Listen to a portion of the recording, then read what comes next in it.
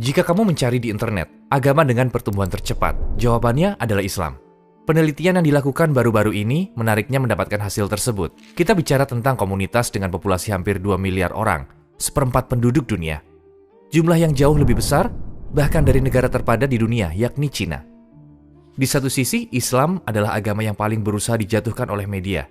Muslim itu orangnya, Islam itu gagasannya. Islam adalah gagasan yang buruk. Namun di sisi lain, Islam adalah agama yang memiliki pengikut baru terbanyak. Bukankah ini aneh? Kami sebelumnya memiliki video-video menarik orang-orang bercerita tentang bagaimana mereka menjadi Muslim dari berbagai penjuru internet. Selebriti yang menyatakan telah jadi Muslim dari hari ke hari. Misalnya, Andrew Tate sering diberitakan akhir-akhir ini. Islam itu indah, dan aku merasakan perubahan mendalam sejak aku memeluk agama ini. Kurasa agama ini memiliki solusi atas segala masalah yang ada di dunia ini.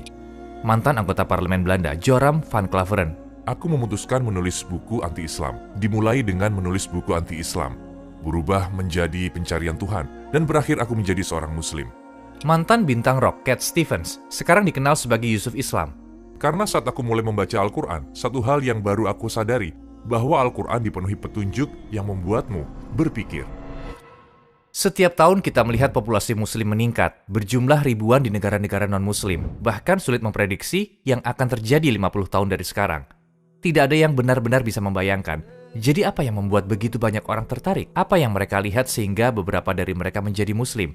Padahal mereka sangat menentang agama ini. Sebagai musuh Islam, kami telah simpulkan 4 faktor penting yang memengaruhi keputusan orang menjadi Muslim. Jadi apa saja? Mari kita bahas bersama-sama. Kami telah katakan bahwa Islam adalah agama yang berusaha dijatuhkan, paling dirusak oleh media. Terlepas dari semua fitnah, alasan utama para Muslim baru masuk Islam adalah ini. Mereka menggunakan Al-Quran dan Rasulullah SAW sebagai pedoman, bukan dari media atau Muslim yang perbuatannya tidak sesuai dengan Islam. Mereka mencari tahu langsung kehidupan pembelajar pertama Al-Quran ini dan seorang yang mengamalkan ketetapannya dengan sebaik-baiknya, Nabi Muhammad SAW.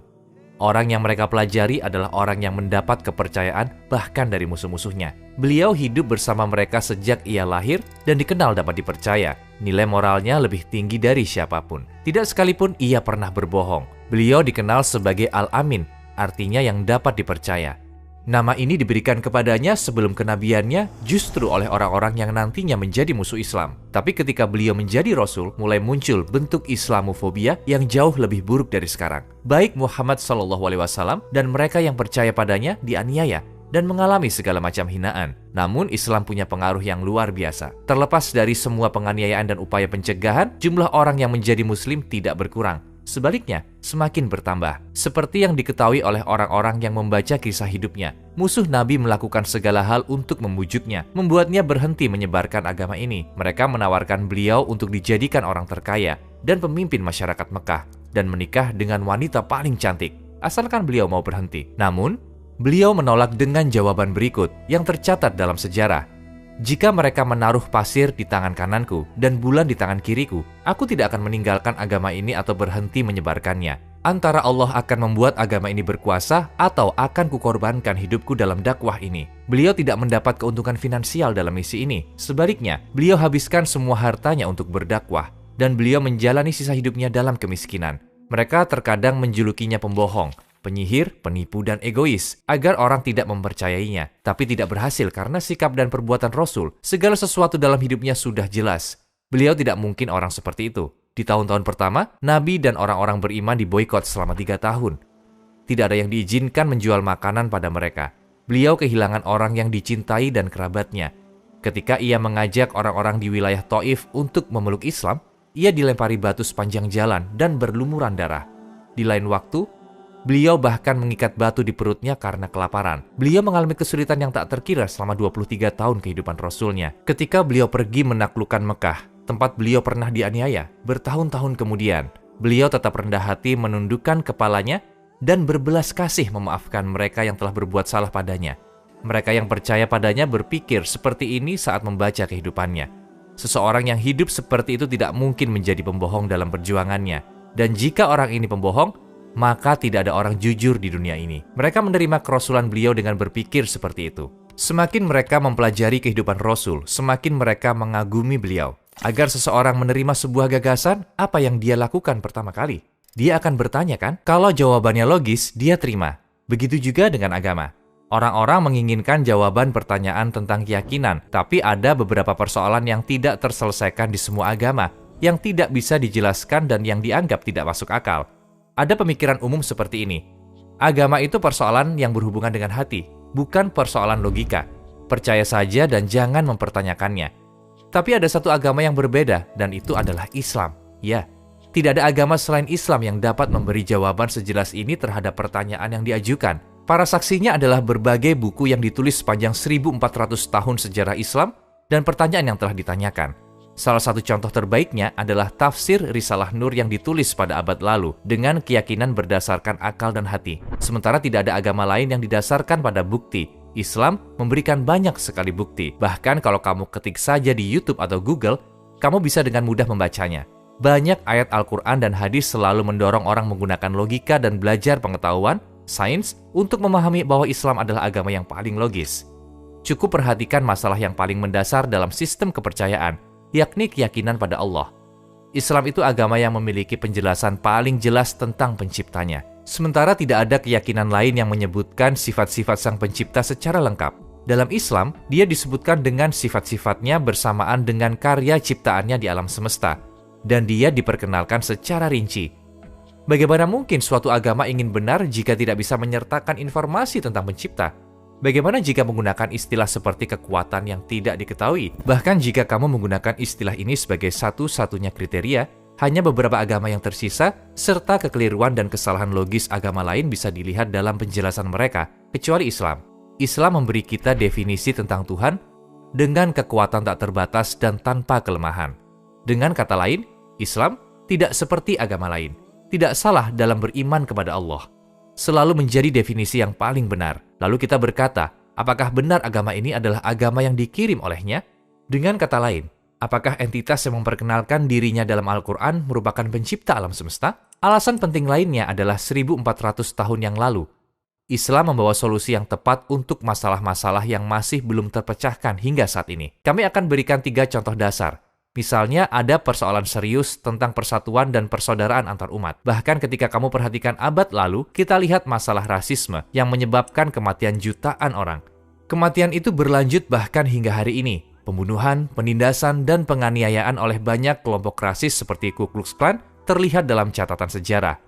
Terkadang tindakan rasis itu dilakukan secara langsung oleh negara seperti Jerman era Nazi dan Cina. Tidak perlu jauh-jauh, kita bisa lihat gambar ini. Foto Brussels pada tahun 1958.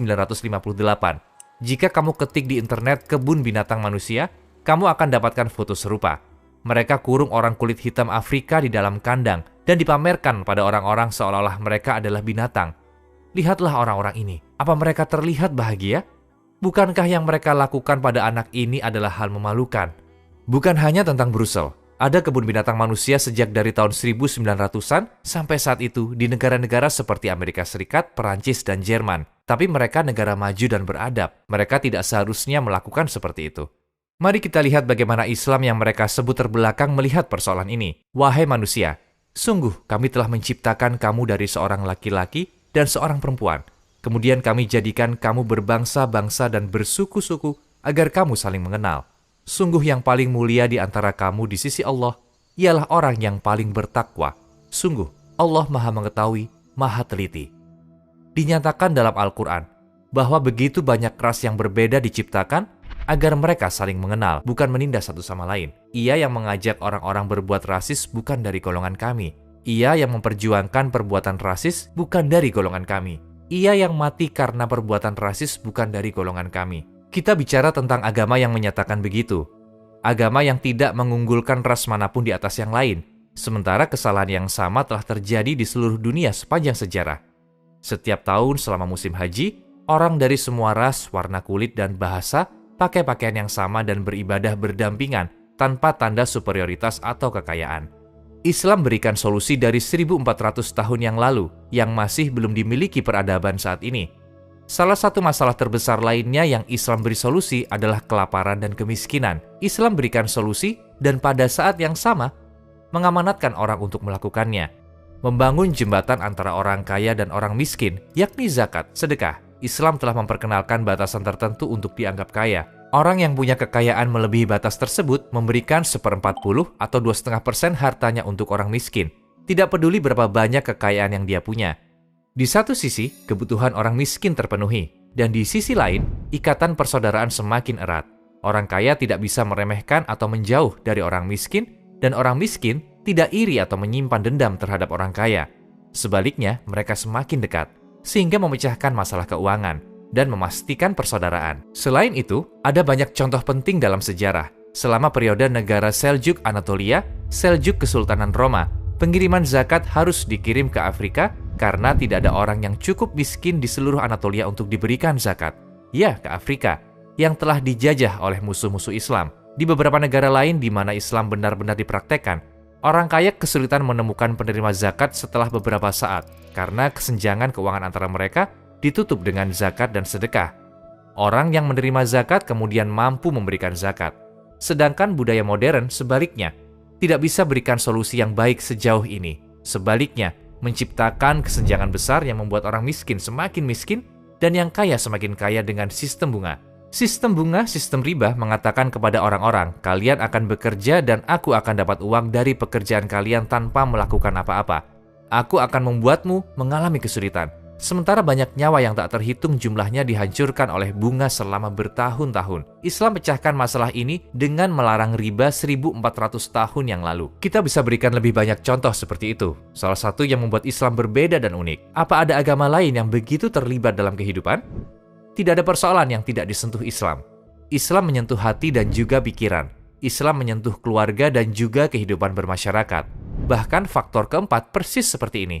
Islam tidak hanya terlibat soal ibadah, bukan agama yang hanya dihayati di dalam hati. Islam mencakup seluruh dunia dan semua bidang kehidupan.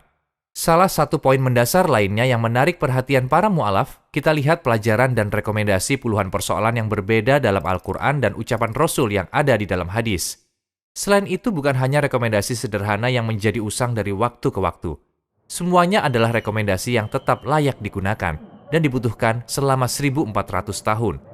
Rasulullah Shallallahu Alaihi Wasallam tidak hanya mengucapkannya, beliau juga mencontohkannya dengan mempraktekannya. Di bidang apa beliau berikan pelajaran? Mari kita lihat beberapa contohnya. Selain persoalan ibadah, semua masalah hukum dengan cukup detail untuk menjalankan sebuah negara, mempelajari pengetahuan, sains dan penalaran, perdagangan dan bisnis, ekonomi, negara, administrasi dan diplomasi, berkomunikasi dengan orang lain, keramah tamahan, menjadi tetangga yang baik, persahabatan, merawat kerabat, pernikahan dan urusan keluarga, membesarkan anak, melindungi dan merawat anak yatim, membantu orang miskin dan membutuhkan, merawat pasien dan memotivasi pasien, menyokong semua masalah yang disebabkan oleh lidah, kepemimpinan dan kerjasama tim, kebersihan menyeluruh, pendidikan dan kedewasaan spiritual, sejarah, serta di saat yang sama berita tentang masa depan yang ternyata benar. Kita bisa sebutkan semua bidang lainnya. Kamu tahu yang menarik lainnya? Periode masa yang sedang kita bicarakan adalah tahun 600-an, dan orang yang melakukan ini hanya satu orang. Dan satu orang itu adalah seseorang yang bahkan tidak belajar membaca dan menulis seperti yang disaksikan teman dan musuhnya. Sementara satu orang bisa menjadi contoh untuk orang-orang di beberapa bidang saja, sungguh sesuatu yang tak tertandingi. Seorang yang tak terpelajar bisa menjadi teladan di begitu banyak bidang dan mencakup setiap era, setiap zaman. Itu sebabnya sejarawan dan astrofisikawan terkenal Michael Hart yang menulis buku 100 peringkat orang paling berpengaruh dalam sejarah, menempatkan Rasul Muhammad SAW di tempat pertama dalam bukunya. Menjelaskan alasannya, ia menyatakan sebagai berikut. Pilihanku dalam menetapkan Muhammad di urutan pertama daftar orang paling berpengaruh di dunia mungkin mengejutkan beberapa pembaca dan mungkin dipertanyakan oleh banyak orang. Namun, beliau adalah satu-satunya orang dalam sejarah yang sangat berhasil baik dalam urusan agama maupun duniawi. Bagi mu'alaf yang menjadi muslim, inilah yang mereka pahami.